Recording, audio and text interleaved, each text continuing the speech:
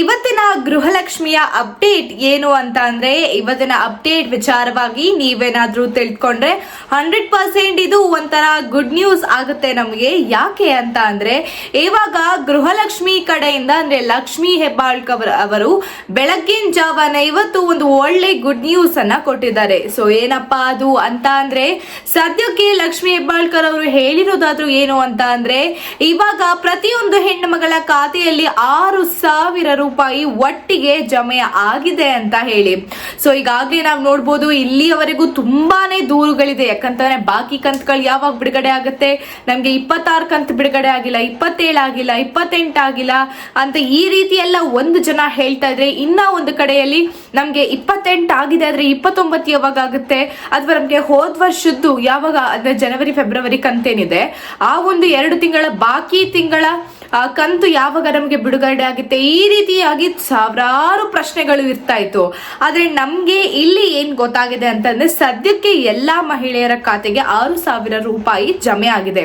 ಆದ್ರೆ ಈ ಒಂದು ಜಮೆ ಯಾವ ರೀತಿ ಅಂತ ಅಂದ್ರೆ ಇವಾಗ ನಮ್ಗೆ ಈಗ 6,000 ರೂಪಾಯಿ ಅಂತ ಅಂದ್ರೆ ಇದೇನಾದ್ರೂ 29ನೇ ಕಂತಿನ ಹಣನ ಅಥವಾ ಬಾಕಿ ಅಂದ್ರೆ ಹೋದ್ ವರ್ಷದ ಜನವರಿ ಫೆಬ್ರವರಿ ಕಂತಿನ ಹಣ ಮತ್ತು 29ನೇ ಕಂತಿನ ಹಣನ, ಅಥವಾ ಇದೇನಾದ್ರೂ 26 27 ಕಂತಿನು ಇನ್ನ ಕೂಡ ಬಂದಿಲ್ದಿರೋರ್ಗೆ ಅವ್ರಿಗೆ ಮಾತ್ರ 28 ಸೇರಿಸಿ ಈ ರೀತಿ ಮಾಡಿದ್ದಾರ, ಅಥವಾ 27 28 29ನೇ ಕಂತು ಹಣ ಜಮೆ ಆಗಿದ್ಯಾ ಅಂತ ಇನ್ನ ನಮ್ಗೆ ಗೊತ್ತಾಗಿಲ್ಲ.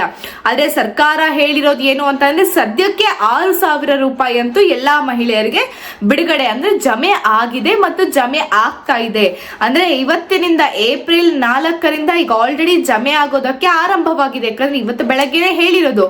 ಸೊ ಇವತ್ತು ಬೆಳಗ್ಗೆಯಿಂದ ಎಷ್ಟು ಜನರಿಗೆ 6,000 ರೂಪಾಯಿ ಹಣ ಜಮೆ ಆಗಿದೆ ಅನ್ನೋದು ನಾವಿವತ್ತೆಲ್ಲ ಕೂಡ ಇದಕ್ಕೆ ಒಂದು ಕಾಲಾವಕಾಶ ಕೊಟ್ರೆ ನಾಳೆ ಈ ಒಂದು ವಿಚಾರವಾಗಿ ಮತ್ತಷ್ಟು ಡೀಟೇಲ್ಸ್ ಅನ್ನ ತಿಳಿಸೋದಕ್ಕೆ ನಮ್ಗೆ ಸುಲಭವಾಗುತ್ತೆ. ಹಾಗಿದ್ರೆ ಇಲ್ಲಿ ಯಾರ್ಯಾರಿಗೆ 6,000 ರೂಪಾಯಿ ಒಟ್ಟಿಗೆ ಹಣ ಜಮೆ ಆಗಿದೆ ಅನ್ನೋದು ಇನ್ನ ಕೂಡ ನಮ್ಗೆ ತಿಳಿದು ಬಂದಿಲ್ಲ. ಆದ್ರೆ ಇವಾಗ ಜಮೆ ಆಗಿರೋದೊಂದು ಖಂಡಿತ. ಇವಾಗ ಇನ್ನ ಸಾಕಷ್ಟು ಜನರ ಪ್ರಶ್ನೆ ಏನು ಅಂತ ಅಂದ್ರೆ ನಮ್ಗೆ ಹಣ ಜಮೆ ಆಗೋದು ಲೇಟ್, ನಮ್ಮ ಜಿಲ್ಲೆಗೆ ಹಣ ಜಮೆ ಆಗೋದು ಲೇಟ್. ಸೊ ಯಾವ ಜಿಲ್ಲೆ ಆಗಿರ್ಬೋದು, ಯಾವಾಗ್ಲೂ ಬರೋದು ಶಿವಮೊಗ್ಗ, ಕೊಡಗು, ಈ 2 ಜಿಲ್ಲೆಗಳ ಜನರು ಕೇಳೋದೆ ನಮ್ಮ ಜಿಲ್ಲೆಗೆ ಯಾವಾಗ್ಲೂ ಯಾಕೆ ಲೇಟ್ ಆಗುತ್ತೆ, ನಮಗೆ ಯಾವಾಗ್ಲೂ ಯಾಕೆ ಬಾಕಿ ಕಂತು ಬರುತ್ತೆ.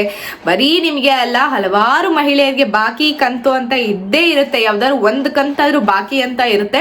ಆದ್ರೆ ಇವಾಗ ನೀವೇ ನೋಡಿ, ಈಗ ಹಣ ಜಮೆ ಮಾಡೋದಕ್ಕೆ ಆರಂಭ ಮಾಡಿದ ನಂತರ ಯಾವ ಜಿಲ್ಲೆಗೆ ಮೊದಲು ಜಮೆ ಮಾಡ್ತಾರೆ, ಯಾವ ಜಿಲ್ಲೆಗೆ ಕೊನೆಗೆ ಜಮೆ ಮಾಡ್ತಾರೆ ಅಂತ ನಮ್ಗೆ ನೋಡೋದಕ್ಕಾಗೋದಿಲ್ಲ. ಜಮೆ ಪ್ರಾರಂಭವಾಯ್ತಾ, ಎಷ್ಟು % ಮಹಿಳೆಯರಿಗೆ ಜಮೆ ಆಗಿದೆ, ಯಾವ ಜಿಲ್ಲೆಗಳಿಗೆ ಜಮೆ ಆಗಿದೆ ಅಂತ ನೋಡ್ಕೊಂಡು ಇರಬಹುದೇ ಹೊರತು ಬಟ್ ನಾವು ಮುಂಚೆನೆ ಪ್ರಿಡಿಕ್ಟ್ ಮಾಡೋದಕ್ಕಾಗಲ್ಲ ಯಾವ ಜಿಲ್ಲೆಗೆ ಫಸ್ಟ್, ಯಾವ ಜಿಲ್ಲೆಗೆ ನೆಕ್ಸ್ಟ್ ಅಂತ ಅಲ್ಲ ಹೇಳಿ. ನಿಮಗೇನಾದ್ರೂ ಕಂಟಿನ್ಯೂಸ್ ಆಗಿ ಒಂದು 5-6 ತಿಂಗಳಿಂದ ಏನಾದ್ರು ಗೃಹಲಕ್ಷ್ಮಿ ಹಣ ಇನ್ನ ಕೂಡ ಬಂದಿಲ್ಲ ಅಂತ ಅಂದ್ರೆ ಅವಾಗ ನೀವ್ ಏನ್ ಯೋಚನೆ ಮಾಡ್ಬೇಕಾಗುತ್ತೆ ಅಂತ ಅಂದ್ರೆ ನಿಮ್ಮ ಒಂದು ಗೃಹಲಕ್ಷ್ಮಿ ಖಾತೆ ಕ್ಯಾನ್ಸಲ್ ಆಗಿರ್ಬಹುದು ಅಂತ ಹೇಳಿ. ಯಾಕಂತ ಅಂದ್ರೆ ನಾನು ಈಗಾಗ್ಲೇ ಸುಮಾರು 1ರಿಂದ 2 ತಿಂಗಳ ಹಿಂದೆನೆ ಹೇಳಿದ್ದೆ ನೀವು ಜೀವಿತ ಪ್ರಮಾಣ ಪತ್ರವನ್ನ ಸಲ್ಲಿಸಬೇಕಾಗುತ್ತೆ ಅಂತ.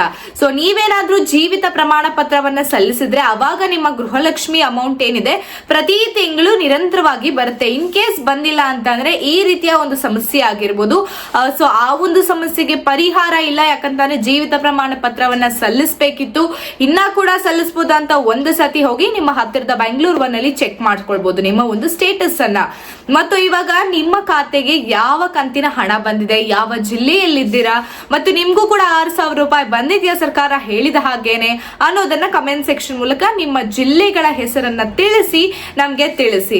ಅವಾಗ ಮತ್ತೆ ನಿಮ್ಗೆ ಏನಾದ್ರು ಗೃಹಲಕ್ಷ್ಮಿ ಕಡೆಯಿಂದ ಏನಾದ್ರೂ ಕನ್ಫ್ಯೂಷನ್ ಗೊಂದಲಗಳೇನಾದ್ರೂ ಇದ್ರೂ ಕೂಡ ಕಮೆಂಟ್ ಸೆಕ್ಷನ್ ಅಲ್ಲಿ ತಿಳಿಸಿ. ಮುಂದಿನ ವಿಡಿಯೋದಲ್ಲಿ ನಾನು ನಿಮ್ಗೆ ಆ ಒಂದು ಕಮೆಂಟ್ಸ್ಗೆ, ಆ ಒಂದು ಗೊಂದಲಕ್ಕೆ ನಾನು ನಿಮ್ಗೆ ಉತ್ತರ ಕೊಡ್ತೀನಿ. ಸೊ ಇದೇ ರೀತಿಯಾದಂತಹ ಒಂದು ಪ್ರತಿ ದಿನದ ಗೃಹಲಕ್ಷ್ಮಿ ಲೈವ್ ಅಪ್ಡೇಟ್ಸ್ಗಾಗಿ ಸಾರ್ವಭೌಮ ಟಿವಿಯನ್ನ ಫಾಲೋ ಮಾಡಿ ಮತ್ತು ಸಬ್ಸ್ಕ್ರೈಬ್ ಮಾಡಿ. ಧನ್ಯವಾದಗಳು. ನಾನು ನಿಮ್ಮ ಮೇಘನಾ.